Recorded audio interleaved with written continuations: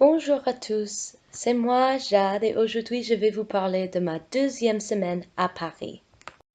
Lundi, ma classe est allée au Panthéon pour commencer nos études des arts plastiques.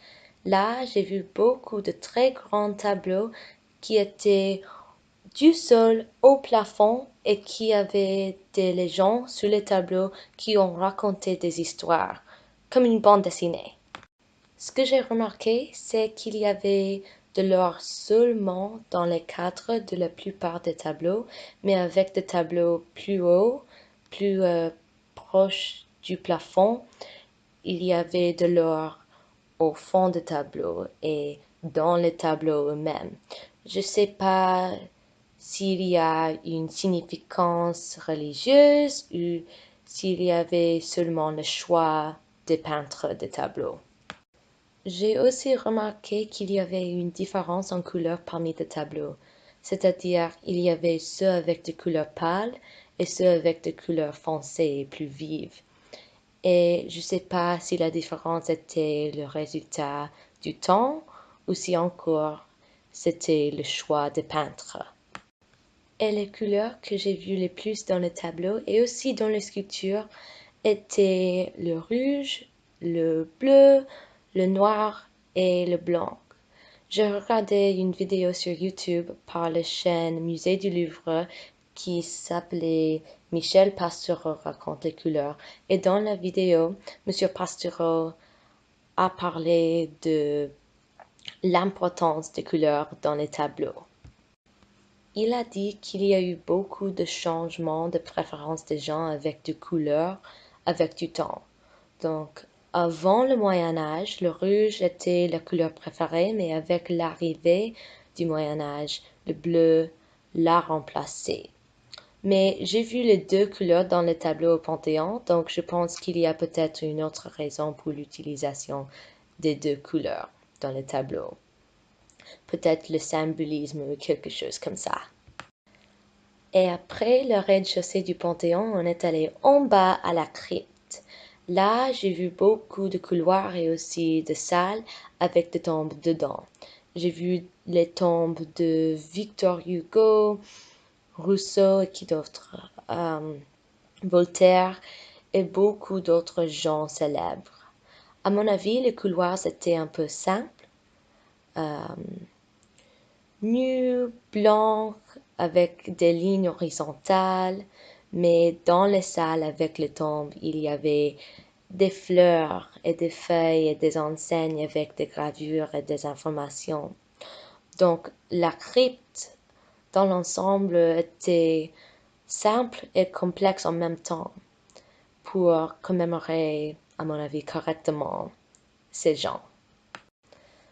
Et selon la vidéo de Monsieur Pastoureau, la couleur de noir est typiquement utilisée pour exprimer le luxe ou bien sûr la mort, mais j'ai pas vu beaucoup de noir dans la crypte. J'ai vu pour la plupart le blanc.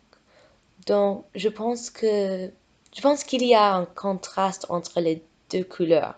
La mort dans la crypte à côté de murs et de tombes blancs.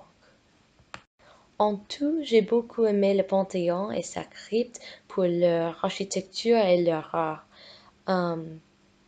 L'architecture était très grande mais en même temps simple, avec des colonnes simples et des murs simples et blancs qui, à mon avis, allaient bien avec l'art qui était coloré et détaillé. Avant de continuer, je veux mentionner deux choses assez différentes. 1. Bien que les murs et les colonnes étaient un peu simples à mon avis, le plafond était très différent.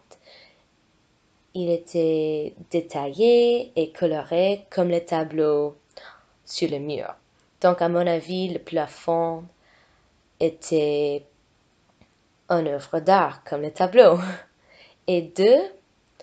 Dans la crypte, il faisait très froid et je pense que c'est approprié pour la mort dans la crypte. mais peut-être c'est pas approprié pour moi à dire. Donc, continuons. Maintenant, aujourd'hui, c'est évidemment un autre jour et un autre temps, mais je veux parler un peu de ma santé mentale pendant cette semaine. Au début de cette semaine, j'allais très très mal. J'étais trop stressée et j'ai beaucoup pleuré tout le temps, parfois sans raison claire. Et je pense que en n'ayant pas mes meilleurs amis de tout temps, je me sentais un peu perdue et comme résultat, je me souvenais de mauvais souvenirs et je pensais de mauvaises pensées. Mais maintenant, à la fin de cette semaine, tout va mieux pour moi. Je vais mieux, au moins pour le moment, parce que j'ai j'ai de bonnes profs. J'ai Anne-Marie et j'ai Nathalie et également j'ai mes amis et ma mère d'accueil. Et pardon, ma mère d'accueil vient de me dire d'être un peu plus silencieuse. Donc, oui, bon, j'ai tous ces gens autour de moi qui me soutiennent tout le temps.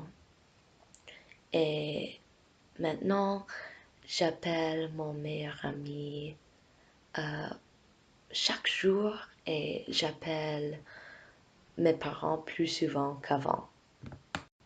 Et sur ce, c'est tout ce que j'ai pour vous aujourd'hui. Merci d'avoir regardé et bonne journée.